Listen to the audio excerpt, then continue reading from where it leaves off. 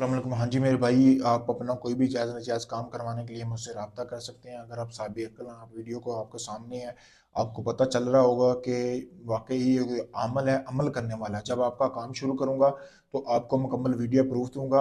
Video बनाने का मकसद ये है कि बहुत सारे लोग मेरे पास आते हैं जो कहते हैं कि हमारे साथ धोखा हो चुका है, हमने फ़लाँ बंदे को पैसे दिए, फ़लाँ बाबे को, उसने हमारा काम नहीं किया।